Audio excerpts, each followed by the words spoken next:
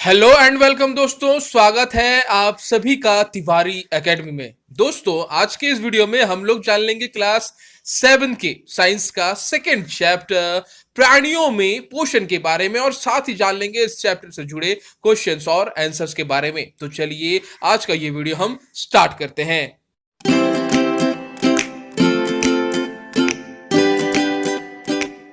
तो फ्रेंड्स, जिस तरह से आप देख पा रहे हैं इस चैप्टर का हेडिंग है प्राणियों में पोषण। तो फ्रेंड्स चलिए सबसे पहले हम यह जान लेते हैं कि आखिर इस चैप्टर में हमें कौन सी बातें बताई गई हैं। तो फ्रेंड्स, जैसा इसके हेडिंग से ही पता चल रहा है, आपको इस चैप्टर में प्राणियों में किस तरह से पोषण की प्रक्रियाएं संपन्न होती हैं उसके बारे में आपको समझाया गया है। जैसे मनुष्य के शरीर में किस तरह से पोषण की प्रक्रियाएं संपन्न होती हैं उनके बारे में, अमीबा के शरीर में किस तरह से पोषण की प्रक्रियाएं संपन्न होती है उनके बारे में, और साथ ही रूमिनेंट्स के शरीर में किस तरह से पोषण की प्रक्रियाएं संपन्न होती हैं उनके बारे में आपको बताया गया है। जिस तरह से आपको पिछले चैप्टर्स में पादपों के पोषण के बारे में समझाया गया था, अब आपको जान लेना है कि प्राणियों में किस तरह से पोषण संपन्न होते हैं। तो फ्रेंड्स चलिए सबसे पहले चैप्टर्स के हेडिंग्स में जो पोषण है ना, इस पोषण शब्द का आखिर हम लोग मतलब जान लेते हैं कि आखिर इस पोषण शब्द का आखिर क्या मतलब है। तो फ्रेंड्स, जैसा आप सभी जानते हैं, पोषक तत्वों का हमारे भोजन के द्वारा आहार के रूप में ग्रहण करना जो हमारे शरीर के वृद्धि और विकास के लिए काफी सहायता होती है, ठीक, काफी सहायक होती है, उन्हें हम पोषण कह रहे हैं। यानी पोषक तत्वों का ग्रहण करना और उन्हें हमें शरीर के विभिन्न भागों तक पहुंचाना ताकि शरीर में वृद्धि हो सके, शरीर का विकास हो सके, इस पूरी प्रक्रियाओं का हम लोग पोषण कहते हैं। याद रखना है आपको। अब है पोषक तत्व क्या होते हैं। आपने पिछले चैप्टर्स में जाना फ्रेंड्स कि पोषक तत्व क्या होते हैं। कार्बोहाइड्रेट, प्रोटीन, फैट्स, जिन्हें हम पोषण पाने के लिए हम उन्हें ग्रहण करते हैं, पोषक तत्व कहलाते हैं। याद रखना है आपको, पोषक तत्व क्या है और क्या है पोषण। काफी कॉमन क्वेश्चन है फ्रेंड्स। तो फ्रेंड्स अब आपको ध्यान से समझना है। तो फ्रेंड्स, अब तक आपने जान लिया था कि वे जंतु, वे पौधे जो अपना भोजन खुद बनाते हैं उन्हें हम क्या कहते हैं, और जो दूसरों पर डिपेंड होते हैं, दूसरों पर निर्भर होते हैं, उन्हें हम क्या कहते हैं। तो आपने जाना स्वपोषी पोषण क्या है और विषम पोषी पोषण आखिर क्या होता है। तो आज हम लोग जानेंगे विषम पोषी पोषण के ही एक कैटेगरी वर्गीकरण जो कि होलोजोइक न्यूट्रिशन यानी प्राणीसम पोषण के बारे में है। ठीक है ना। आखिर ये क्या होते हैं प्राणीसम पोषण, उसके ही बारे में आज का ये चैप्टर है। तो फ्रेंड्स सबसे पहले हम लोग विषम पोषी पोषण के बारे में कुछ बातें जान लेंगे। जैसे आपने लास्ट के चैप्टर्स में जाना था कि परजीवी पोषण क्या होता है। परजीवी पोषण में जो भी जीवधारी होते हैं वो दूसरों के शरीर से अपना पोषण ग्रहण करते हैं, जैसे जोंक, केंचुए, खटमल, मच्छर, ये सभी परजीवी पोषण के अंतर्गत आते हैं। नेक्स्ट हमें जान लेना है मृतोपजीवी पोषण के बारे में। मृतोपजीवी पोषण में जो जीवधारी थे वे सड़े गले कार्बनिक पदार्थों से अपने पोषण को पूरा कर रहे थे। उसमें अर्थवर्म, केंचुओं का भी नाम आता है। ठीक है ना। तो वे सड़े गले कार्बनिक पदार्थों से अपना पोषण कर रहे हैं, मृतोपजीवी पोषण कहलाते हैं। सहजीवी पोषण क्या थे यह भी आपने जाना था। तो सहजीवी पोषण में विभिन्न प्रकार के दो अलग अलग किस्म के प्राणी और जीवधारी एक दूसरे से लाभान्वित हो रहे थे, एक दूसरे को आश्रय और पोषण दे रहे थे। ठीक है ना। आपने जाना ये बातें लास्ट के चैप्टर्स में भी। जैसे उदाहरण के रूप में अगर कहा जाए, दीमक के पेट में टर्माइट नाम का एक बैक्टीरिया पाया जाता है जो सेल्यूलोज का पाचन करता है। आप सभी जानते हैं दीमक लकड़ी को खाता है, लकड़ी में सेल्यूलोज होते हैं। ठीक है ना। कच्चे पदार्थों को भी खाता है दीमक, कूर कूर के धीरे धीरे। समझना है आपको बातों को। सेल्यूलोज का पाचन वो बैक्टीरिया करती है। ठीक है ना। ट्राइको निम्फा के नाम से जाना जाता है, ध्यान रखना है आपको। और वह उन्हें उसके बदले में एनर्जी प्रोवाइड करती है। याद रखना है, यह सिम्बायोटिक न्यूट्रिशन का, सहजीवी पोषण का काफी अच्छा एग्जाम्पल है। इसके अलावा आपने जाना था कि जितने भी दाल जातीय जो भी पौधे हैं उनके जड़ों में राइजोबियम नाम का एक बैक्टीरिया पाया जाता है। ठीक है। यह भी सहजीवी पोषण का ही एक अच्छा उदाहरण है। अब हम लोग जान लेंगे कि होलोजोइक न्यूट्रिशन प्राणी सम पोषण के बारे में, ठीक है ना, या फिर आप बोल सकते हैं पूर्णजीवी पोषण के बारे में। यह आखिर क्या होता है, इससे पहले हमें समझना है। तो फ्रेंड्स, यह एक ऐसी प्रक्रिया है, यह एक ऐसा प्रोसेस है जो काफी जटिल होती है, ठीक है ना। यह किन प्राणियों में संपन्न होती है? तो फ्रेंड्स, यह शाकाहारी में या मांसाहारी में या सर्वाहारी में या फिर वे सभी जीवधारियों में जो केचुए को खाती हैं, या फिर आप बोल सकते हो जो भी बाज है, जो भी गिद्ध है, उन सभी में होती है। इसके अलावा जो भी इंसेक्ट को खाते हैं, टोड वगैरह, ठीक है ना, मेढक वगैरह, उन सभी में इस तरह के पोषण ही प्रक्रियाएं संपन्न होती हैं। तो फ्रेंड्स, प्राणी सम पोषण या फिर पूर्ण भोजी पोषण के अंतर्गत हमें कुछ बातों को इस चैप्टर्स में हमें जान लेना है। जैसे यह पूरी प्रक्रिया एक जटिल प्रक्रिया है जिसमें भोजन के अंतः ग्रहण से लेकर बहिष्करण तक पूरी प्रक्रिया संपन्न होती है, जिसमें हमें जानना है अंतः ग्रहण, पाचन, देन अवशोषण, स्वांगीकरण और बहिष्करण। ये पूरी 5 प्रक्रियाओं को हमें इस चैप्टर्स में बताया गया है, जो प्राणी सम पोषण के उदाहरण है। आपको समझना है, प्राणी सम पोषण में इन्हीं प्रक्रियाओं से पोषण जो है वो संपन्न होती है। जैसा मैंने आपको बताया कि यह शाकाहारी, मांसाहारी, सर्वाहारी या फिर कैरियन, फीडर और इंसेक्टिवरस में ये जो है ये वर्क करते हैं, काम करते हैं, उनमें इसी तरह का पोषण की प्रक्रियाएं होती हैं, ठीक है ना। तो फ्रेंड्स, जैसा आप सभी देख पा रहे हैं, हमारा जो पहला शब्द है वह है पाचन। पाचन किसे कहते हैं उसे हमें पहले समझना है। तो फ्रेंड्स, भोजन जो होते हैं ना, वो एक जटिल पदार्थ होते हैं। जटिल पदार्थों को तोड़कर सरलीकृत कर देना ही पाचन की प्रक्रिया में होती है। इसे पहले आपको समझना है।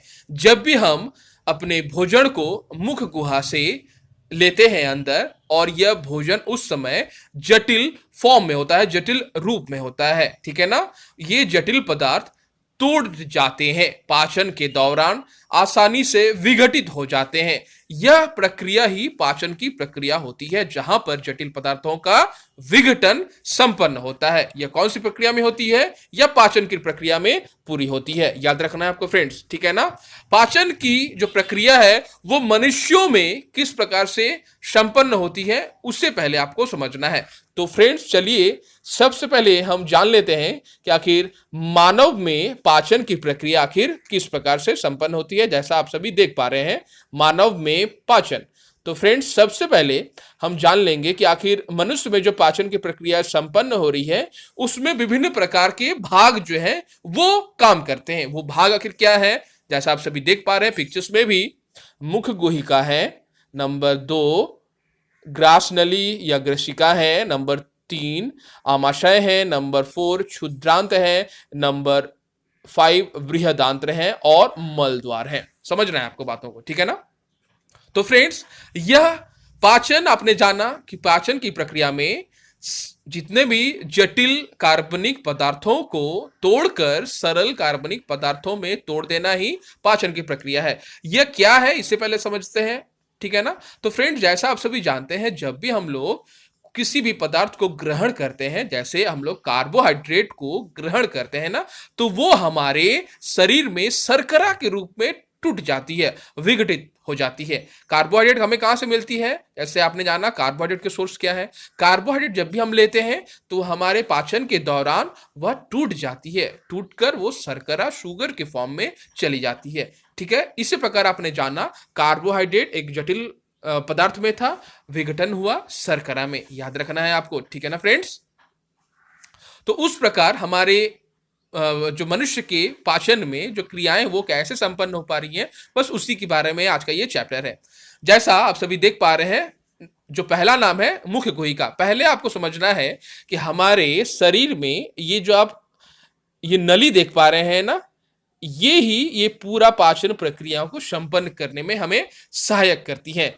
तो ये पूरी नली एक ही है, सबसे पहले आपको जानना है। ये एक ही नली है जो अलग अलग जगह पर अलग अलग नाम से परिचित है, और अलग अलग चूंकि नाम से परिचित है, अलग अलग इसके पार्ट्स हैं, तो जाहिर सी रूप है ये इनके अलग अलग काम भी होंगे, ठीक है ना। आप देख पा रहे हैं ये मुख गुहिका है, ये लाला ग्रंथि है, ठीक है ना। आप देख पा रहे हैं आमाशय, अग्नाशय, क्षुद्रांत, बृहदांत, मलाशय और गुदा। ये जो जितने भी सारे पार्ट्स भागों के नाम आपने देखा, लेकिन यहां पर जो नली है वो एक ही है। आप देख पा रहे हैं ये पूरी नली एक ही है, ठीक है ना। और यहां पर अलग अलग जगहों पर इसके अलग अलग नाम है, इससे आपको पहले समझना है, ठीक है ना फ्रेंड्स। तो फ्रेंड्स चलिए सबसे पहले हम जान लेते हैं कि आखिर ये मुख्य गुहिका क्या होती है। तो फ्रेंड्स साधारण शब्दों में मुख्य गुहिका का मतलब होता है मुख्य द्वार, जहां से हम भोजन को ग्रहण करते हैं, वह होता है मुख्य गुहिका। नंबर 2, ग्रासनली या ग्रसिका क्या है। तो फ्रेंड्स मुख्य गुहिका के बाद जो एक नली है जिसमें से भोजन हमारे आमाशय में आती है, आमाशय और मुख्य गुहिका के बीच की जो नली है उसे हम लोग कहते हैं ग्रास नली। यानी ग्रास नली यहां से लेकर यहां तक के जो पार्ट है ना, भाग है, उसे हम लोग ग्रसिका या फिर ग्रास नली कह रहे हैं। इसे आपको पहले समझना है, ठीक है ना।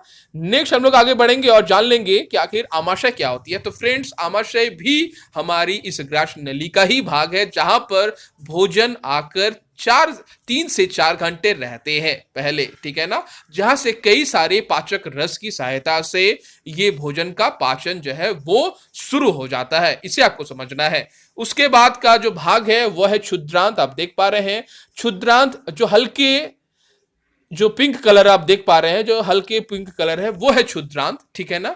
यहां पर भोजन का पूरी तरह से पाचन हो जाता है और अवशोषण भी हो जाता है, ठीक है ना। तो यह क्षुद्रांत वाला भाग, जैसे मैंने कहा कि आमाशय में 3-4 घंटे आके भोजन रहते हैं, वहां पर कई सारे एंजाइम्स, कई सारे जो रस उनसे मिलते हैं, उन्हें पाचन में सहायक करते हैं, ठीक है ना। लेकिन पूरी तरह से खाना पचता है क्षुद्रांत में, याद रखना है आपको। और बृहदांत यानी बड़ी आंत वह जगह है जहां पर अवज्य पदार्थ आकर जमा होने लगते हैं और लास्ट में पानी और नमक का जो भी बचे हुए हैं उस पदार्थ में उनका अवशोषण कर लिया जाता है। और मलाशय और मल द्वारा आप देख पा रहे हैं लास्ट के ये जो भाग है, इनसे मल जो है, जो वज्र पदार्थ है हमारे शरीर में जो भी क्रियाएं हो रही हैं उनसे जो वज्र पदार्थ बन रहे हैं उनके दौरान तो मलाशय और गुद्दा से ये बाहर निकाल दिए जाते हैं। ये टोटल प्रोसेस है, ये टोटल प्रक्रिया है, ठीक है ना। मनुष्य में पाचन की प्रक्रिया इसी तरह से संपन्न होती है। पहले क्या होता है, पहले आप देख पा रहे हैं भोजन हम मुंह में लेते हैं, धीरे धीरे ग्रास नली ग्रसनी से भोजन आती है आमाशय से, आमाशय से देन जुड़े होते हैं अग्नाशय, यकृत, ये सब पित्ता से ये जुड़े होते हैं, उन्हें ये हेल्प करते हैं, सहायता करते हैं भोजन को पाचन में, ठीक है ना। देन ये आते हैं क्षुद्रांत में, देन क्षुद्रांत से बृहदांत में वज्र पदार्थ आकर ये निष्कासित कर दिए जाते हैं मलाशय या फिर गुदा से।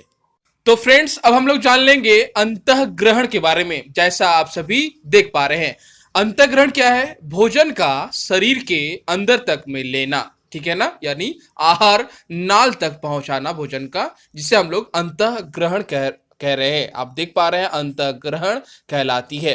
नेक्स्ट हमें आगे बढ़ना है और जान लेना है कि आखिर इस अंतःग्रहण के बाद नेक्स्ट जो है अगला जो कदम है वह भोजन का क्या होता है, ठीक है ना। जिस तरह आप सभी जानते हैं मुख्य गुहा के मुख्य गुहिका के साथ जो है यह भोजन जो है वो उनका पाचन शुरू हो जाता है, जहां पर लाला रस काफी उससे हेल्प करते हैं। भोजन जटिल पदार्थों में होता है, उनका विघटन हमारे मुख्य गुहिका से ही शुरू हो जाता है, जहां पर लाला ग्रंथियां से निकलती हैं लाला रस, जैसा आप सभी देख पा रहे हैं लाला रस निकलती हैं। और यह देन भोजन को क्या करती है, यह नरम करती है, मुलायम बना देती है, आपको समझना है।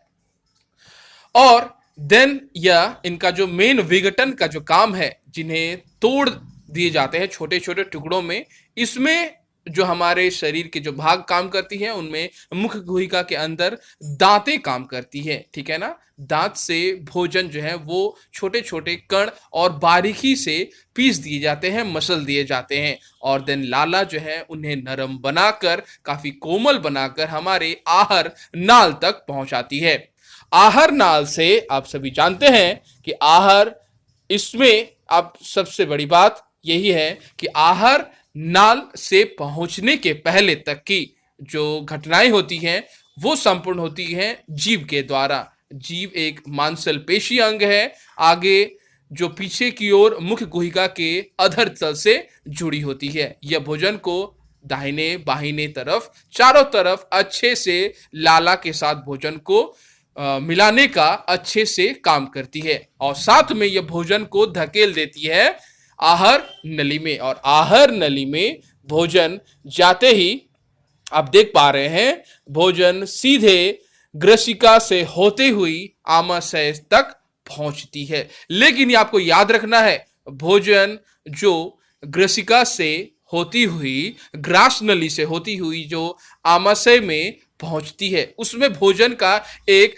स्पेसिफिक एक विशिष्ट गति होता है। उस गति को हम लोग पेरिस्टालसिस गति के नाम से जानते हैं। याद रखना है, पेरिस्टालसिस गति के माध्यम से ही भोजन ग्रसिका के माध्यम से होती हुई आमाशय तक पहुंचती है। यह बात भी आपको जान लेनी है फ्रेंड्स, ठीक है ना।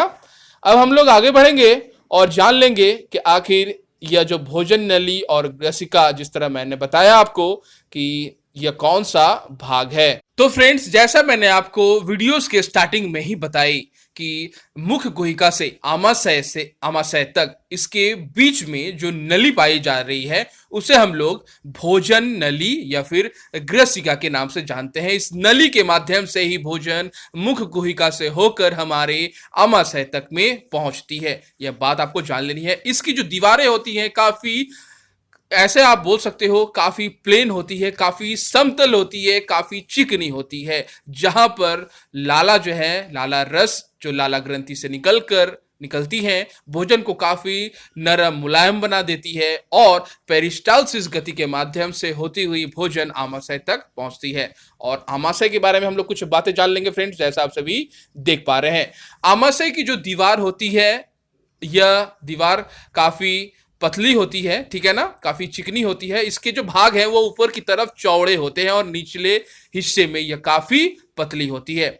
ऊपर का जो हिस्सा है यह ग्रास नली से जुड़ा होता है और नीचे वाला जो हिस्सा है वह क्षुद्रांत यानी छोटी आंत के साथ जुड़ा होता है। यह बात भी आपको जान लेनी है। इसकी जो आकृति होती है ये यू के आकार की होती है और यही वह जगह है आमाशय जहां पर भोजन सबसे पहले आकर जमा होता है और यहां पर भोजन 3 से 4 घंटे तक रहता है। और यहां पर इस आमाशय में रहने वाले विशेष प्रकार के आंतरिक स्तर में इसके दीवारों पर काफी सारे अम्ल भी पाए जाते हैं, ठीक है ना।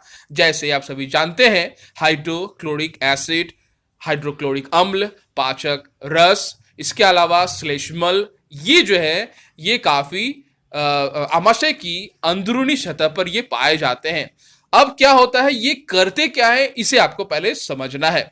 अम्ल जो है वो काफी भोजन को ये एसिडिक बना देते हैं, ठीक है ना, अम्लीकृत कर देते हैं, आपको समझना है। और इसमें श्लेष्म अम्ल जो पाए जाते हैं, पाचक रस जो पाए जाते हैं, श्लेष्म अम्ल क्या करता है, इसमें भोजन में उपस्थित कई सारे बैक्टीरिया जीवाणुओं को अंततः यह मार देता है। लेकिन सबसे पहले आपको बात यह जान लेनी है, भोजन का प्रथम जो बैक्टीरिया और जीवाणु को नष्ट करने का काम है यह हमारे मुख्य गुहिका से यानी लाला ग्रंथि से ही स्टार्ट हो जाता है। लाला ग्रंथि से निकलने वाला रस काफी सारे बैक्टीरियाज को नष्ट कर देता है और बचे खुचे बैक्टीरियाज जो है वो आमाशय में आकर मर जाते हैं।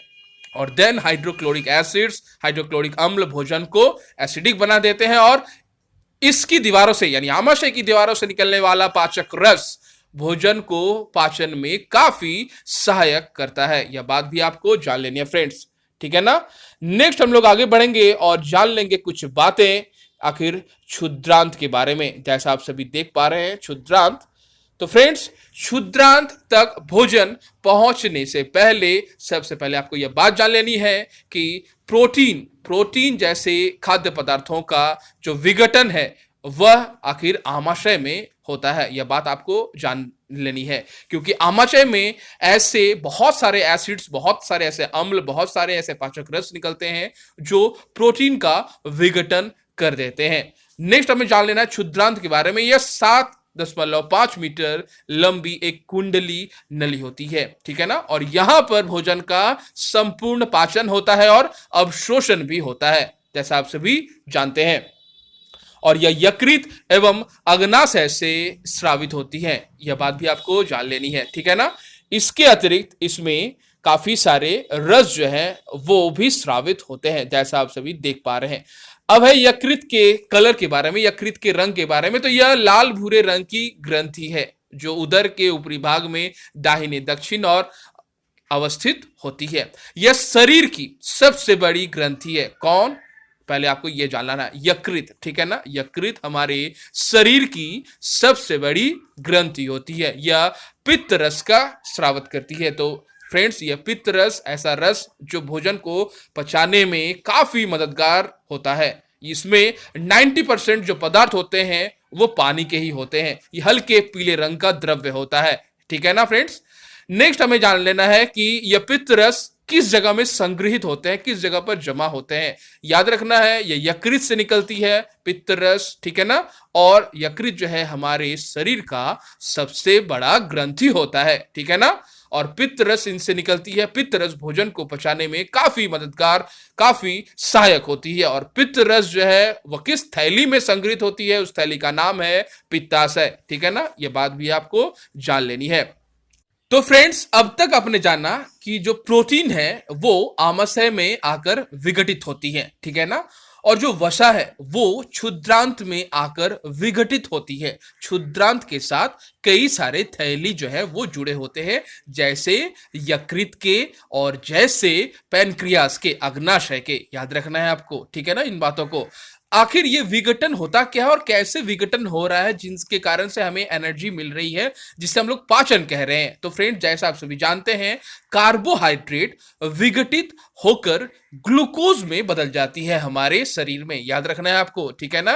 कार्बोहाइड्रेट बदल जाती है, विघटित हो जाती है, टूट जाती है पाचन में। किसमें? शर्करा में, ठीक है ना। याद रखना है आपको। और नेक्स्ट हम लोग जान लेंगे कि ये जो वसा है ना, ये वसा यानी फैट, ये किसमें विघटित हो जाती है? ये फैटी एसिड्स में और ग्लिसरॉल में ये टूट जाती है। यह बात भी आपको जान लेनी है। और प्रोटीन जो है यह टूट जाता है अमीनो एसिड्स में। इन प्रकार से जो पोषक तत्व है हमारे शरीर में, उनका विघटन हो जाता है, जिसे हम लोग पाचन की क्रिया हम लोग कहते हैं, जैसा मैंने आपको वीडियोस के स्टार्टिंग में ही बताई थी। तो फ्रेंड्स, अब हम लोग जान लेंगे कि आखिर क्षुद्रांत में अवशोषण कैसे हो पाता है। तो फ्रेंड्स, जिस तरह आपने जाना कि भोजन जो है पच गए हैं, ठीक है ना। अब ये भोजन, क्षुद्रांत में पचा हुआ भोजन अवशोषित होकर आ जाते हैं। तो अब है अवशोषण, वह माध्यम है जिसके माध्यम से, वह प्रकार है जैसे भोजन के पौष्टिक जो आहार होते हैं ना, जो पौष्टिक तत्व होते हैं, वो विभिन्न प्रकार के रक्त वाहिनियों में पहुंचा दिए जाते हैं, ठीक है ना। ये पहुंचाने का काम, ये अवशोषण का काम कौन करती है? ये अवशोषण का काम क्षुद्रांत में उपस्थित दीर्घ रोम एवं, या फिर आप बोल सकते हैं उन्हें रसांकुर, ऐसी संरचनाएं जो क्षुद्रांत में पाई जाती है वो इन्हें संपन्न करती है, ठीक है ना। अवशोषण में होता क्या है? अवशोषण में भोजन में उपस्थित पौष्टिक द्रव्यों को दीर्घ रोम या रसांकुर अवशोषित कर लेती है और रक्त वाहिनियों के माध्यम से हमारे शरीर के विभिन्न भागों द्वारा उन्हें उनमें पहुंचा दिए जाते हैं।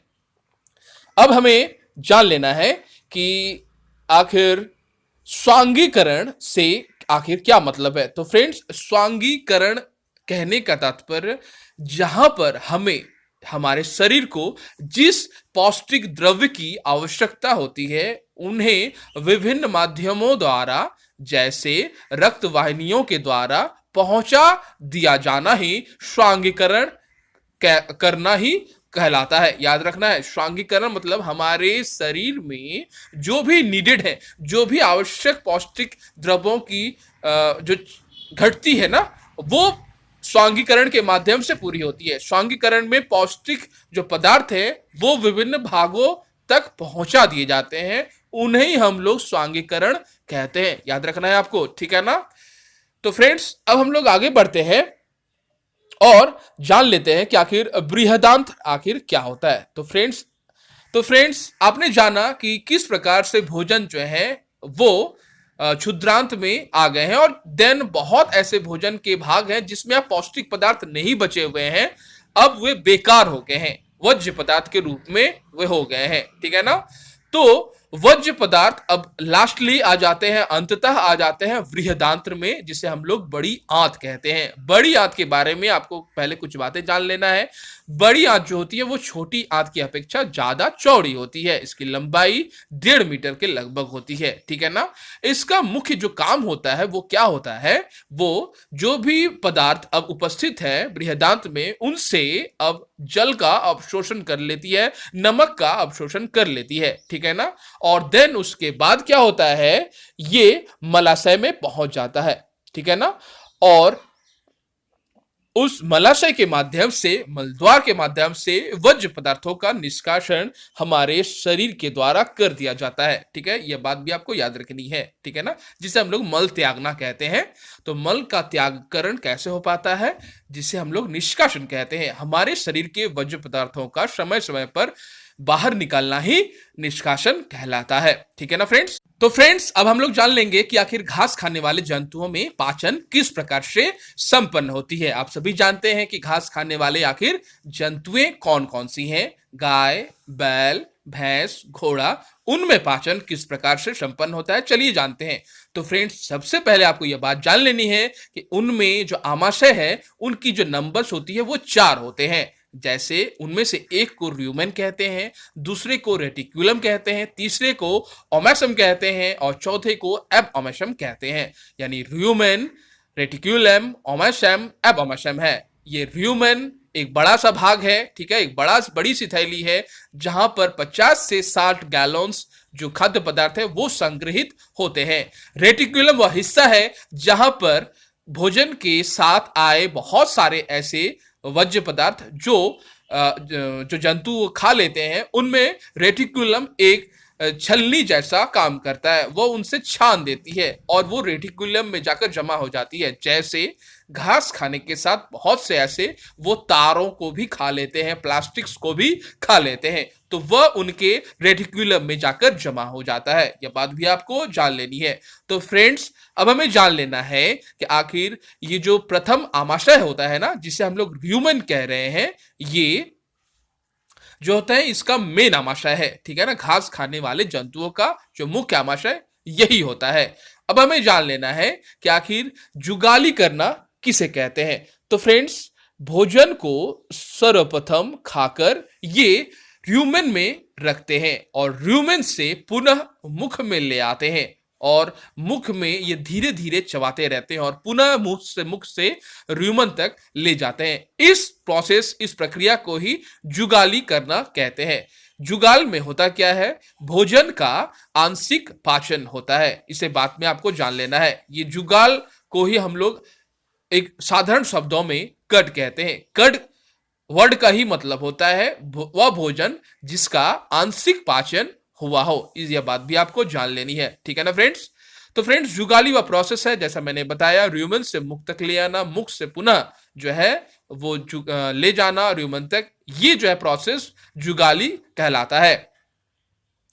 अब हम लोग जान लेंगे कि आखिर ये रोमंथन आखिर क्या होती है। जैसा मैंने आपको बताया, रोमंथन, ठीक है ना, ये समय समय पर ये करती रहती है। कौन? जो घास खाने वाले जो भी प्राणी होते हैं, ठीक है ना। तो अब है कि ये रूमिनेंट कौन होते हैं। रूमिनेंट वे प्राणी होते हैं जो ऐसे जुगाली करते हैं, ठीक है ना। रोमंथन जो करते रहते हैं उन्हें हम लोग रूमिनेंट, इंग्लिश वर्ड है, उन्हें हम लोग रूमिनेंट कहते हैं, ठीक है ना, अथवा रोमंथी कहलाते हैं। जो बार बार क्या करते हैं, अपने खाने को र्यूमेन से लेकर मुख गुहा तक और पुनः मुख गुहा से अच्छी तरह से चबाकर पुनः र्यूमेन तक ले जाते हैं। ऐसे काम करते हैं ये घास खाने वाले जानवर। हम मनुष्य इसे कदापि भी नहीं कर सकते। यह बात भी आपको जान लेनी है। इसलिए ऐसे जानवरों को रूमिनेंट हम कहते हैं अथवा रोमंथी कहते हैं। तो फ्रेंड्स, अब हमें जान लेना है सेल्यूलोज के बारे में। जैसा आप सभी देख पा रहे हैं, ये सेल्यूलोज क्या होता है। तो फ्रेंड्स, सेल्यूलोज एक प्रकार का कार्बोहाइड्रेट होता है, ठीक है ना।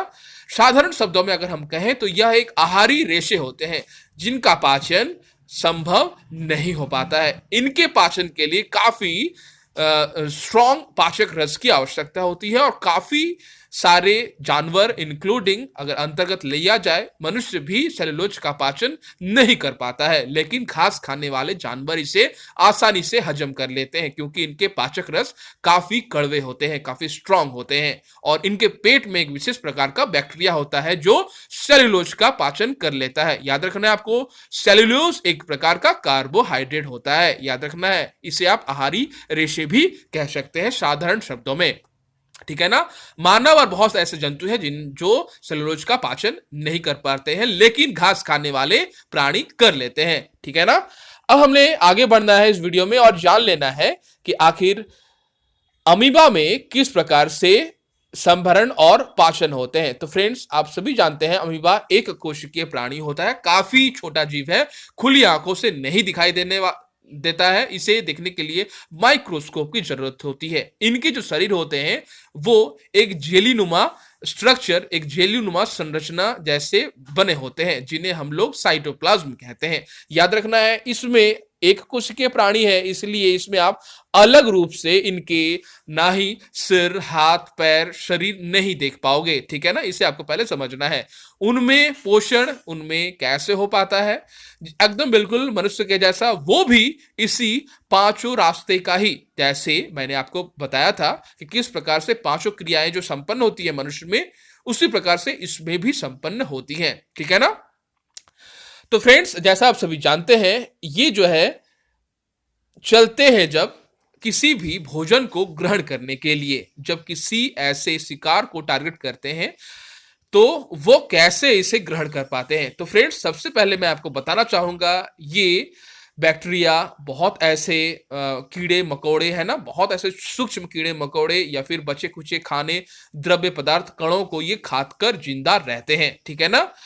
और ये किस प्रकार से चलते हैं, ये जिस प्रकार से अमीबा चलता है उसे हम लोग पदाव कह रहे हैं। पदाव का मतलब होता है साधारण शब्दों में नकली पैर, कृत्रिम पांव, ठीक है ना। उसके माध्यम से ये चलती है क्योंकि यह एक कोशिकीय प्राणी है, इसके तो अलग रूप से कोई हाथ पैर होते नहीं है, इसीलिए पदाव की सहायता से ये चलते हैं। ये किसी भी प्रकार से इनका आकार हो सकता है उस खाने को पाने के लिए, उनके शिकार को पकड़ने के लिए, याद रखना है आपको, ठीक है ना। अमीबा एक चूंकि सूक्ष्म प्राणी है तो जीवों का आहार कैसे करता है, बहुत ही छोटे छोटे जीवों का ये आहार करता है, ठीक है ना। जैसे ये जीवों को पकड़ने की कोशिश करता है तो जैसा आप सभी देख पा रहे हैं, इनके खाद्य पदार्थ इनके खाद्य धानी में फंस जाते हैं। आप देख पा रहे हैं यहाँ पर खाद्य कणिका है और ये अंतःग्रहण है, ये फंसा लिए हैं। इसने इस तरह का अपने बॉडी का मूवमेंट किया है ये पदार्थ के माध्यम से, ताकि यहाँ पर ये जो खाना है आकर फंस जाए और ये फिर बाहर नहीं निकल पाते हैं, और इस तरह से यह जो है इनके शरीर में फंस जाते हैं और पुनः इनका जो है ये बहिष्करण भी हो जाता है। यह बात भी आपको जान लेनी है फ्रेंड्स, ठीक है ना। खाद्य धानी वह भाग है जहां पर पदार्थ जो है वहां पर आकर फंस जाते हैं, फूड वैक्यूल कहते हैं, जिस प्रकार जो है वहां पर ही डाइजेशन यानी पाचन की क्रियाएं संपन्न होती है। यह बात भी आपको जान लेनी है। अब हम लोग इस वीडियो में आगे बढ़ेंगे और जान लेंगे इस चैप्टर से जुड़े क्वेश्चंस और आंसर्स के बारे में। तो फ्रेंड्स, चलिए देख ले रहे हैं कि आखिर प्रश्न नंबर 1 में हमसे क्या पूछे गए हैं। जैसा आप सभी देख पा रहे हैं, प्रश्न नंबर 1, उचित शब्द द्वारा रिक्त स्थानों की पूर्ति कीजिए। यह है आपका प्रश्न नंबर 1, जहां पर आपको कुछ ब्लैंक्स दिए गए हैं, ठीक है ना, कथन दिए गए हैं जिनमें ब्लैंक्स हैं और आपको उचित शब्द भरकर वो ब्लैंक्स, वो रिक्त स्थान आपको पूरे करने हैं। तो फ्रेंड्स, चलिए देख ले रहे हैं आखिर प्रश्न नंबर क में हमसे क्या पूछे गए हैं। मानव पोषण के मुख्य चरण dash comma dash comma dash comma एवं डैश है। इस तरह से आपको जो है वो कथन में पूछे जा रहे हैं कि मानव जो पोषण जो हो रहे हैं ना मानव के शरीर में, उनका मुख्य चरण क्या है, जो स्टेजेस है वो आखिर क्या है, ये आपको बताना है इस क्वेश्चन के आंसर्स में, ठीक है ना। तो वो ब्लैंक्स आपको भरने हैं। तो आपको फ्रेंड्स लिखना क्या है, जिस तरह मैंने आपको वीडियोस में भी बताया कि सबसे पहले मानव शरीर का जो पोषण होता है ना, उसमें जो मुख्य चरण आते हैं उसमें नंबर 1 होता है अंतःग्रहण। अंतःग्रहण खाने का मुख्य द्वार से अंदर पहुंचना अंतःग्रहण कहलाता है। और पाचन, पाचन दैट मीन्स वो जो फूड होते हैं, वो भोजन है, उनका पाचन की क्रिया संपन्न होना, ठीक है ना। और अवशोषण, अवशोषण जो भी पदार्थ हैं, ठीक है ना, जो सूक्ष्म पदार्थ हैं, उनका विभिन्न प्रकार के अंगों द्वारा अवशोषित हो जाना, अवशोषण, स्वांगीकरण, वह जितने भी प्रकार के पौष्टिक जो द्रव्य होते हैं, ठीक है ना, वह पौष्टिक द्रव्यों का हमारे शरीर के विभिन्न भागों तक चला जाना, मिल जाना, वह स्वांगीकरण कहलाता है। और लास्ट है निष्कासन, वर्ज्य पदार्थों का शरीर से बाहर निकल जाना निष्कासन कहलाता है, ठीक है ना। आपको ध्यान देना है फ्रेंड्स। तो आपको इस तरह से 5 जो चरण हैं मानव पोषण के, वो आपको बताने हैं इस पहले नंबर क्वेश्चंस में, ठीक है ना। नेक्स्ट हम लोग आगे देख लेंगे नंबर ख में हमसे क्या पूछे गए हैं। आप सभी देख पा रहे हैं, मानव शरीर की सबसे बड़ी ग्रंथि का नाम डैश है। जैसा मैंने आपको फ्रेंड्स वीडियोस में भी बताया कि मानव के जो शरीर है उसमें सबसे बड़ी ग्रंथि का नाम है यकृत, ठीक है ना। इंग्लिश में हम उन्हें लिवर के नाम से जानते हैं। यह बात भी आपको जान लेनी है फ्रेंड्स, ठीक है। नेक्स्ट हम लोग आगे बढ़ेंगे। आमाशय में हाइड्रोक्लोरिक अम्ल एवं डैश का स्राव होता है जो भोजन पर क्रियाएं करते हैं। याद रखना है आपको, आमाशय, ठीक है ना। आमाशय यानी स्टमक, स्टमक में जो हाइड्रोक्लोरिक एसिड्स होते हैं और साथ में डाइजेस्टिव्स जो होते हैं वो जूसेस भी होते हैं, जिसे हम लोग हिंदी में देखा जाए तो उन्हें हम कहते हैं पाचक रस। याद रखना है आपको फ्रेंड्स, पाचक रस होते हैं किसमें, आमाशय में HCl हाइड्रोक्लोरिक अम्ल, और दूसरी तरफ पाचक रस भी होते हैं जो भोजन जो आ रहे हैं ना ऊपर से, यानी मुख द्वार से जो भोजन आ रहे हैं आमाशय में, उसमें अब आकर ठहरते हैं और 3-4 घंटे वहीं पर रहते हैं। और रहने के पश्चात, उसी रहने के दौरान जो खाने का, भोजन की सामग्रियों का, भोजन के पदार्थों का क्या होता है, धीरे धीरे पाचन की क्रिया होने लगती है, आगे बढ़ने लगती है। लेकिन साथ में आपको यह बात भी याद रखनी है, मैंने आपको वीडियोस में भी बताई कि भोजन का पाचन हमारे मुख गुहा, मुख द्वार से ही शुरू हो जाता है, लाला रसों के माध्यम से, ठीक है ना। तो फ्रेंड्स आपको लिखना है, आमाशय में हाइड्रोक्लोरिक अम्ल एवं पाचक रसों का स्राव होता है जो भोजन पर क्रियाएं करते हैं। नेक्स्ट हमें आगे बढ़ना और देख लेना है कि आखिर प्रश्न नंबर घ में हमसे क्या पूछे गए हैं। क्षुद्रांत की आंतरिक भित्ति पर अंगुली के समान अनेक प्रवर्धक होते हैं, प्रवर्ध होते हैं जो डैश कहलाते हैं। याद रखना है आपको फ्रेंड्स, जो क्षुद्रांत होते हैं, जो स्मॉल इंटेस्टाइन होते हैं, ठीक है ना, उन्हें हम हिंदी में कह रहे हैं क्षुद्रांत, ठीक है ना। उनकी आंतरिक संरचनाएं पर एक अंगुली के समान रचनाएं होती हैं जिसे हम इंग्लिश में विली कहते हैं और हिंदी में हम उन्हें दीर्घ रोम या फिर रसांकुर कहते हैं। यह रसांकुर वह भाग है क्षुद्रांत का जिसमें विभिन्न प्रकार के पौष्टिक आहारों का अवशोषण होता है और हमारे शरीर में रक्त वाहिनियों के माध्यम से विभिन्न जगहों में ये पहुंचा दिए जाते हैं। याद रखना है, यह काम जो है क्षुद्रांत की आंतरिक संरचना दीर्घ रोम या फिर रसांकुर करते हैं, ठीक है ना। और यह बात भी आपको याद रखनी है कि क्षुद्रांत की इकाई के नाम से दीर्घ रोम या फिर रसांकुर भली भांति परिचित है। यानी अगर ऐसा पूछा जाए आपको सवाल कि क्षुद्रांत की इकाई का नाम क्या है, तो आपको लिखना है दीर्घ रोम या फिर आप लिख सकोगे रसांकुर, ठीक है ना फ्रेंड्स। नेक्स्ट हमें आगे बढ़ना है और देख लेना है कि अगले सवाल में हमसे क्या पूछे गए हैं।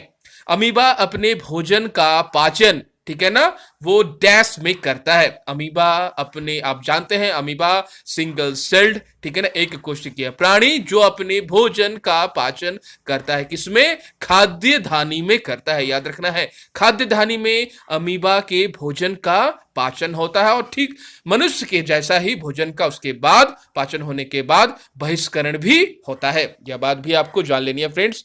नेक्स्ट हम लोग आगे बढ़ेंगे और देख लेंगे कि प्रश्न नंबर 2 में हमसे क्या पूछे गए हैं। प्रश्न नंबर 2, सत्य एवं असत्य कथनों को चिन्हित कीजिए। आपको कथन दिए जा रहे हैं, ठीक है ना, जो सत्य भी हो सकते हैं या फिर असत्य भी हो सकते हैं। आपको पता लगाना है कि कौन से असत्य हैं और कौन से सत्य हैं, ठीक है ना, आपको चिन्हित भी करनी है।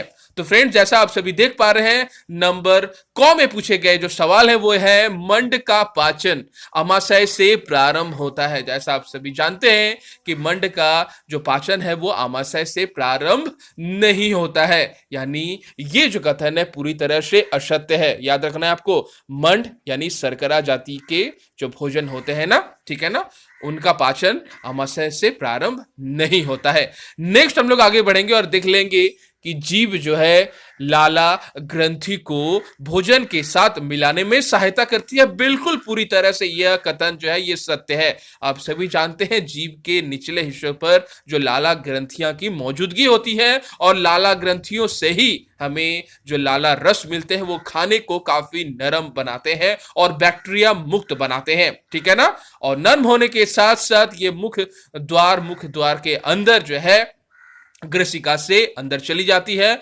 और देन ये हमारे आंतरिक संरचनाओं आंतरिक भागों पर पहुंचती है। यह बात भी आपको जान लेनी है फ्रेंड्स। यानी जीभ लाला ग्रंथि को भोजन के साथ मिलाने में सहायता करती है, ठीक है ना, यह बिल्कुल आपका सही बात है।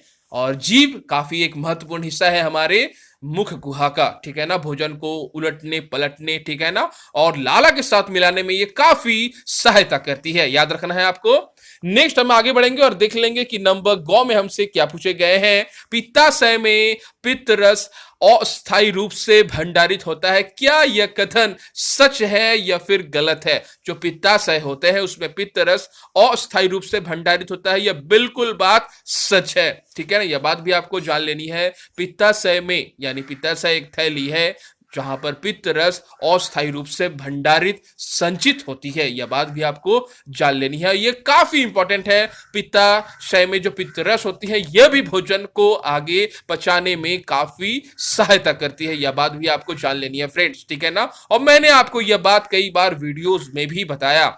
नेक्स्ट हमें आगे बढ़ना है और देख लेना है कि रूमिनेंट निगली हुई घास को अपने मुख में वापस लाकर धीरे धीरे चबाते रहते हैं। क्या यह बात सच है या फिर गलत है? यह बात आपको बतानी है। जैसा मैंने आपको वीडियोस में भी बताया कि रूमिनेंट वो प्राणी है जैसे कि गाय आप बोल सकते हो, आप बैल बोल सकते हो, आप घोड़ा बोल सकते हो, ये वो रूमिनेंट है जो जुगाली की प्रक्रिया को संपन्न करते हैं। याद रखना है, जुगाली की प्रक्रिया में क्या होता है, वो अपने रूमिनेंट से खाना जो है जबड़े तक मुंह तक ले आती है और पुनः चबाकर फिर से वह रूमिनेंट तक ले जाती है। तो रूमिनेंट निगली हुई घास को अपने मुख में वापस लाकर धीरे धीरे उसे चबाते रहते हैं। क्या यह कथन सच है या गलत है? यह कथन बिल्कुल पूरी तरह से सच है। तो फ्रेंड्स जैसा आप सभी देख पा रहे हैं, निम्न में से सही विकल्प पर सही का चिन्ह लगाएं। यह है आपका जो मेन इस प्रश्न नंबर में पूछा गया जो सवाल। इसमें आपको कई सारे सवाल दिए जाएंगे और आपको कई सारे विकल्प यानी ऑप्शन दिए जाएंगे और आपको उनमें से सही जो विकल्प है, जो सही ऑप्शन है, उसमें आपको सही का चिन्ह लगाना है। तो फ्रेंड्स चलिए देख ले रहे हैं कि आखिर प्रश्न नंबर क में हमसे क्या पूछा जा रहा है।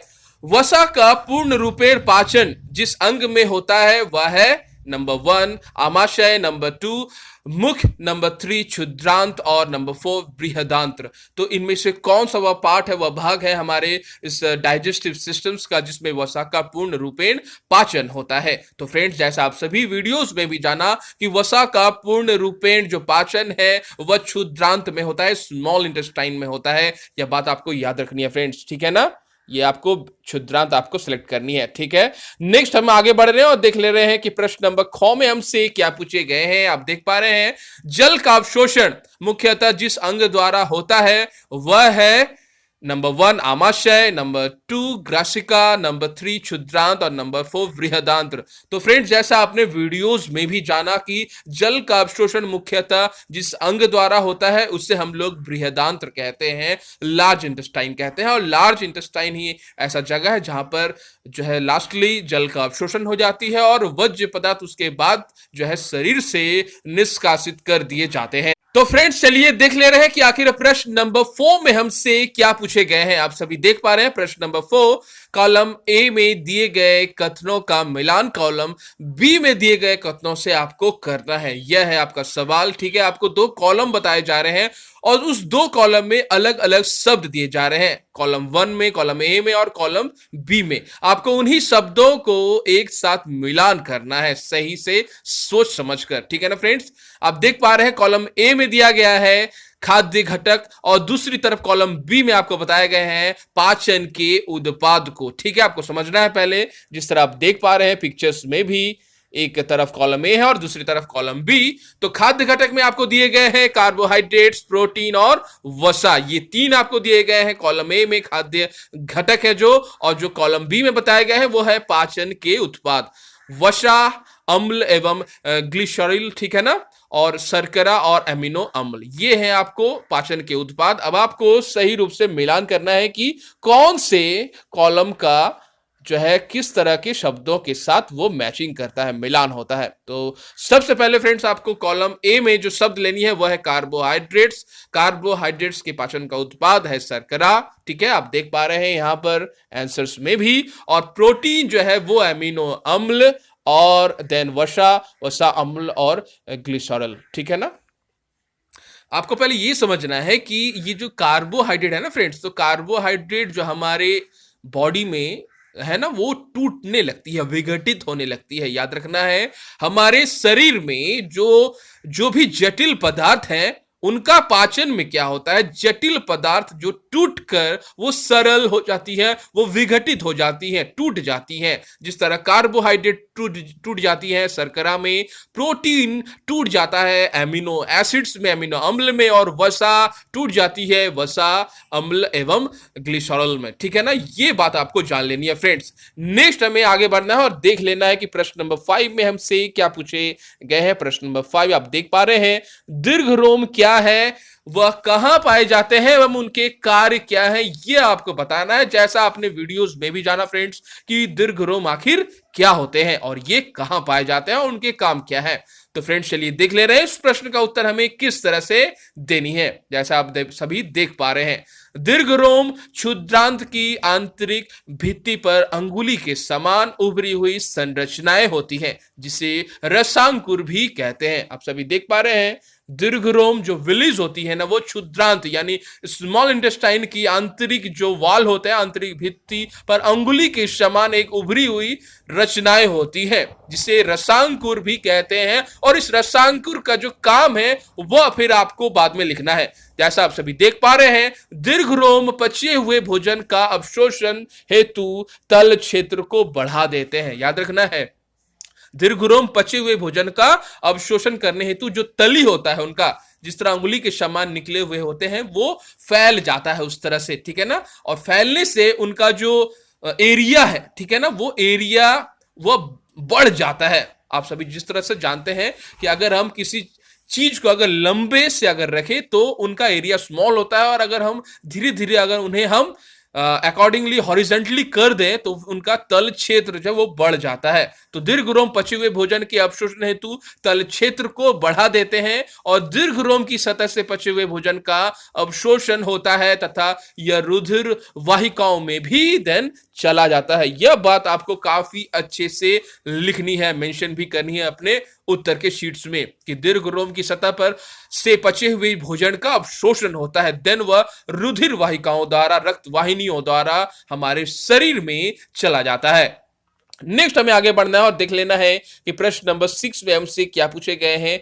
पित्त कहां निर्मित होता है, या भोजन के किस घटक के पाचन में सहायता करती है। काफी इंपॉर्टेंट क्वेश्चन है फ्रेंड्स, आपको समझना है ध्यान से कि पित्त आखिर कहां निर्मित होती है। जैसा मैंने आपको वीडियोस में भी बताया, पित्त रस का स्राव यकृत, ठीक है ना, यानी मानव शरीर की सबसे बड़ी ग्रंथि है यकृत, ये करता है, पित्त रस का स्राव करता है, पित्त रस को निकालता है, ठीक है ना, उसको स्रावित करता है, जिसे हम पित्ताशय नामक थैली में यह संग्रहित किया जाता है। याद रखना है आपको, पित्त रस के स्राव जो होते हैं वो यकृत में होते हैं। यकृत हमारे मनुष्य की सबसे बड़ी ग्रंथि है, ठीक है ना, और जिसे हम पित्ताशय नामक थैली में यह पित्त संग्रहित किया जाता है।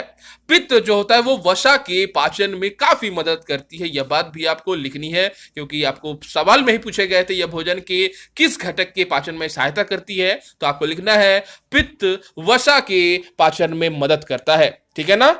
नेक्स्ट हम लोग आगे बढ़ेंगे फ्रेंड्स और देख लेंगे प्रश्न नंबर 7 में हमसे क्या पूछे गए हैं। प्रश्न नंबर 7 आप देख पा रहे हैं, उस कार्बोहाइड्रेट्स का नाम लिखिए जिनका पाचन रूमिनेंट द्वारा किया जाता है परंतु मानव द्वारा नहीं। इसका कारण भी आपको बताने हैं।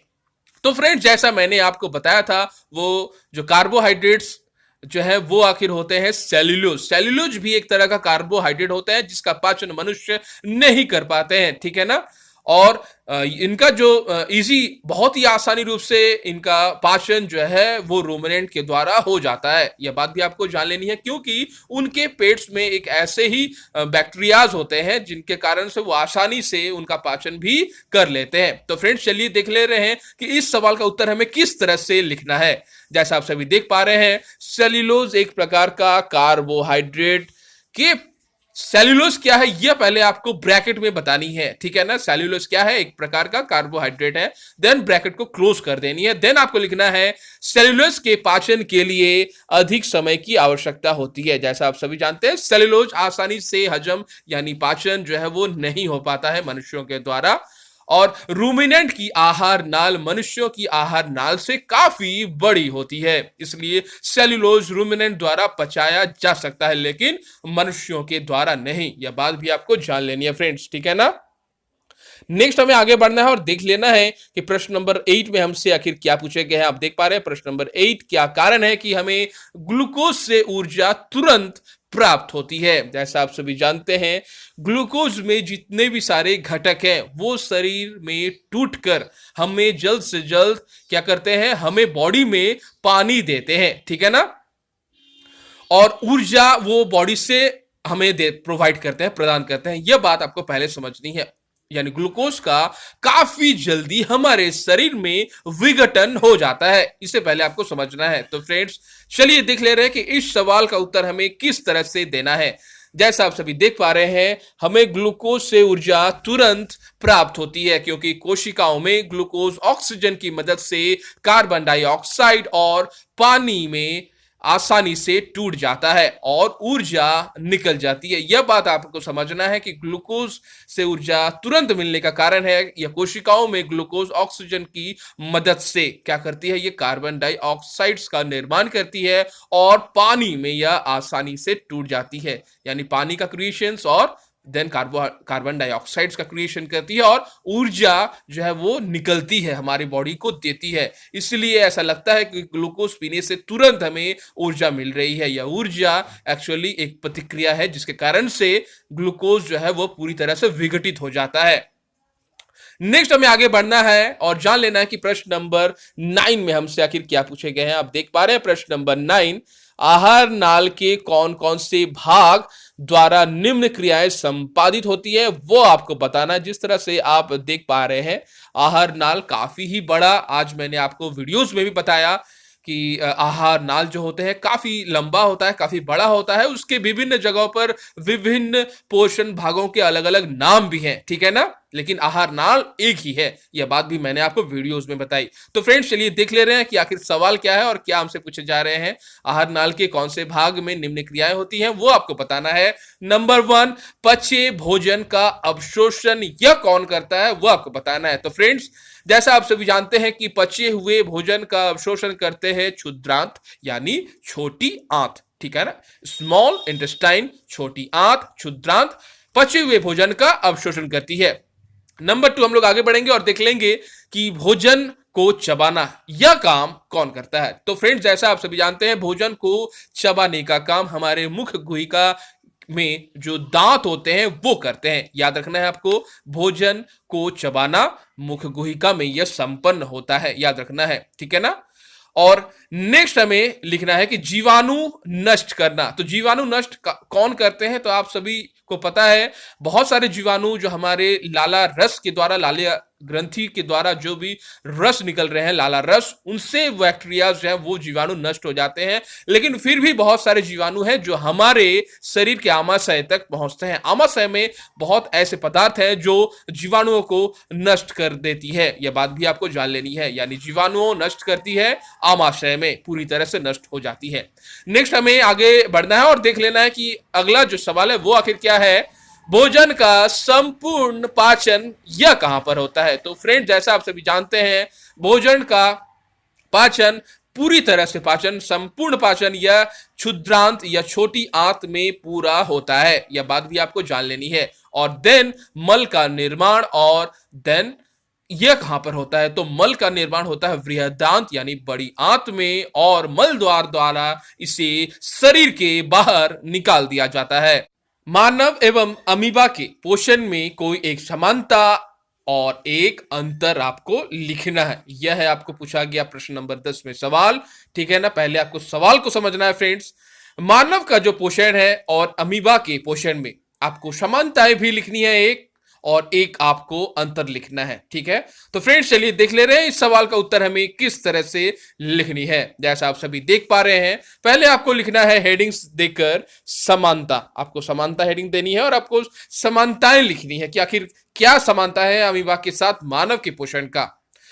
पहले आपको लिखना है कि भोजन के पाचन तथा उससे प्राप्त ऊर्जा की बुनियादी प्रक्रिया अमीबा के साथ साथ इंसानों में भी समान है, जैसा आप सभी देख पा रहे हैं।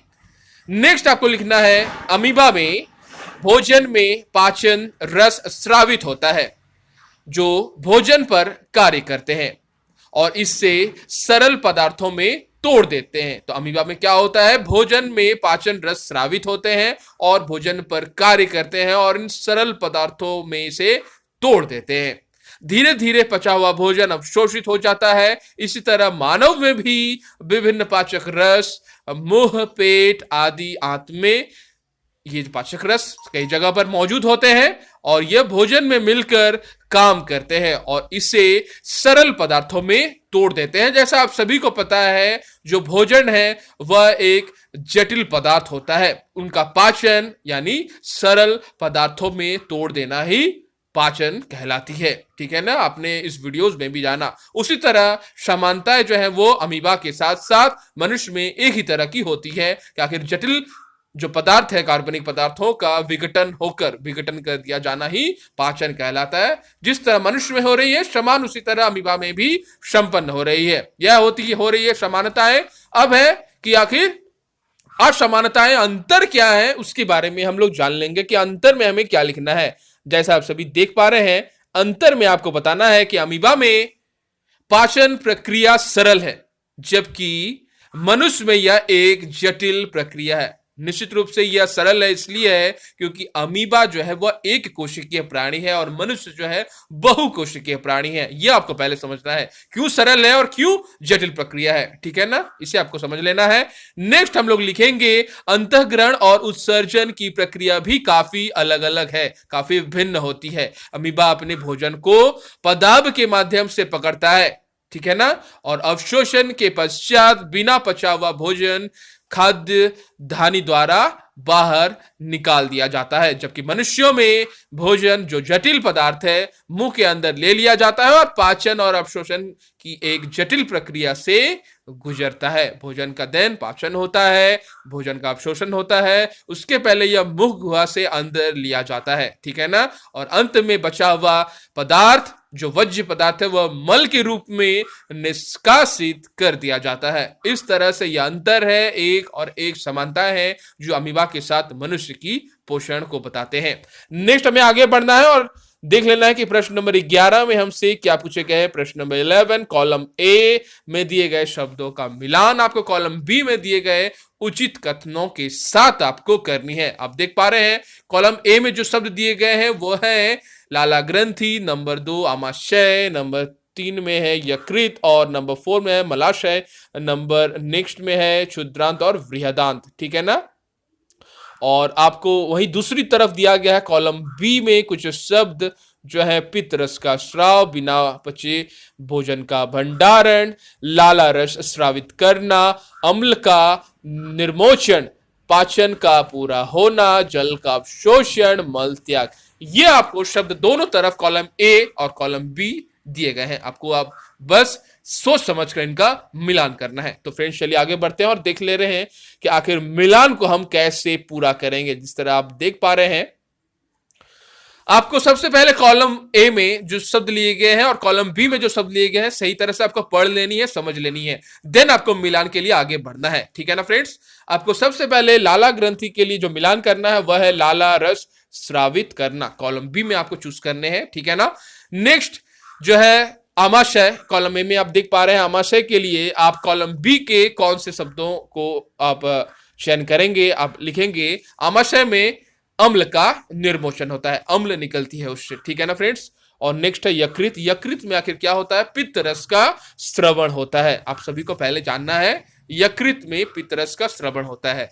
नेक्स्ट है मलाशय, मलाशय में क्या होता है, मल त्याग होती है मलाशय के माध्यम से। और देन क्षुद्रांत, क्षुद्रांत में आपको ये जो छोटी आंत होती है उसमें क्या होता है, पाचन का पूरा होना, यानी पाचन की प्रक्रिया पूरी होती है, संपन्न होती है, कहां, क्षुद्रांत में। और नेक्स्ट हम लोग आगे बढ़ेंगे और देख लेंगे बृहदांत, बृहदांत में क्या होती है, तो जल का अवशोषण होती है और बिना पचे हुए जो भोजन है, जो वज्र पदार्थ है, उनका भंडारण हो जाता है। यह बात भी आपको जान लेनी है। नेक्स्ट हम लोग आगे बढ़ेंगे फ्रेंड्स और देख लेंगे प्रश्न नंबर 12 में हमसे क्या पूछे गए हैं। प्रश्न नंबर 12 आप देख पा रहे हैं, चित्र 2.11 में दिए हुए पाचन तंत्र के आरेख को नामांकित कीजिए। आपको नामांकित करना है फ्रेंड्स, आपको पहले पाचन की जितने भी सारे जो पार्ट्स है ना, भाग है, नाम है, उनको पहले अच्छे से समझना है और देन आपको नाम जो है वो लिखनी है, जिस तरह आप देख पा रहे हैं। ठीक है ना।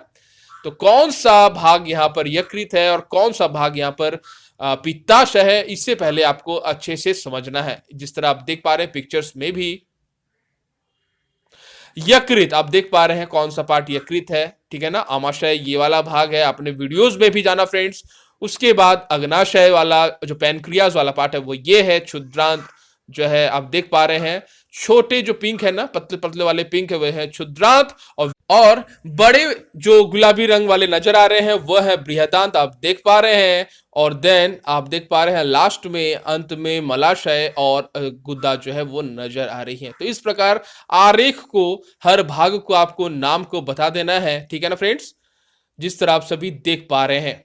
नेक्स्ट हम ले आगे बढ़ना है और देख लेना है कि प्रश्न नंबर 13 में हमसे क्या पूछे गए हैं। आप देख पा रहे हैं प्रश्न नंबर 13, क्या हम केवल हरी सब्जियों या फिर घास का भोजन कर जीवन निर्वाह कर सकते हैं। इस विषय पर आपको चर्चा करनी है, इस सवाल पर आपको चर्चा करनी है। ठीक है ना। समझना है इस पहले सवाल को फ्रेंड्स, जो हरी सब्जियां या फिर घास जो है आपको क्यों बोले जा रहे हैं कि उनका अगर भोजन किया जाए तो हमारा जो जीवन है वो निर्वाहन हो सकता है, पहले इसे आपको समझना है। तो आप सभी जानते हैं कार्बोहाइड्रेट होती है काफी सारी सब्जियों में। ठीक है ना। सेल्यूलोज भी होते हैं। ठीक है ना। ये बात पहले आपको समझना है। तो क्या उनको हम खाकर हम जिंदा रह सकते हैं, यह बात पर आपको चर्चा करनी है। तो फ्रेंड्स चलिए देख ले रहे हैं इस सवाल को हम किस तरह से लिख सकते हैं। तो फ्रेंड्स सबसे पहले हमें क्या करना है, आपको लिखना है कि कच्चे पत्तेदार सब्जियां और घास सेल्यूलोज से समृद्ध है। पहले ये आपको लिखना है, जो भी कच्चे पत्तेदार सब्जियां होती हैं और घास जो होती है वो सेल्यूलोज, जो कि एक प्रकार का कार्बोहाइड्रेट है, वह उनसे समृद्ध होता है, भरपूर होता है। मनुष्यों सहित कई जानवर सेल्यूलोज का पाचन नहीं कर सकते, क्योंकि उनके पास विशेष एंजाइम्स और कुछ विशेष प्रकार के बैक्टीरिया नहीं होते हैं। यह बात भी आपको अपने प्रश्न के उत्तर में लिखनी है कि मनुष्य के साथ कई ऐसे जानवर हैं जो सेल्यूलोज को हजम नहीं कर सकते, उनका पाचन नहीं कर सकते। ठीक है ना। जो सेल्यूलोज को पचा सकते हैं, इसलिए हम उन सब्जियों को उबालते या पकाते हैं जो सेल्यूलोज को सरल कार्बोहाइड्रेट में तोड़ देती है। हम क्यों सब्जियां पका रहे हैं, जैसा आप सभी को आपने जाना कि जितने भी प्रकार के कार्बोहाइड्रेट हैं, प्रोटीन है ना, ये सभी टूट जाते हैं, विघटित हो जाते हैं सरल पदार्थों में। ठीक है ना। इसलिए हम सब्जियों को उबालते हैं या पकाते हैं ताकि हम आसानी से हम उनका पाचन कर पाए, क्योंकि हमारा पाचन तंत्र काफी बड़ा नहीं है और न ही हमारे पाचन तंत्र में काफी सारे ऐसे विशेष एंजाइम्स हैं जो भोजन को पचा सके, और न ही हमारे पेट में ऐसे कई विशेष प्रकार के बैक्टीरियाज होते हैं जो सेल्यूलोज का पाचन कर पाए। ठीक है ना। हम केवल सब्जियों को उबले हुए या पके हुए रूप में लेकर खाकर उसको पचा सकते हैं। यह बात पहले आपको समझना है। जब तक भोजन पचेगा नहीं तब तक हमारा जो शरीर है, हमारा जो पूरा मानव शरीर है, वो कैसे हम जीवन निर्वाह कर पाएंगे, इससे पहले आपको समझना है। ठीक है ना फ्रेंड्स? इसीलिए यह बात आपको पूरी अच्छे से आपको इस प्रश्न के उत्तर में आपको बतानी है। ठीक है ना फ्रेंड्स? तो फ्रेंड्स, यह था आज का वीडियो। मिलते हैं हम लोग नेक्स्ट के वीडियोस में।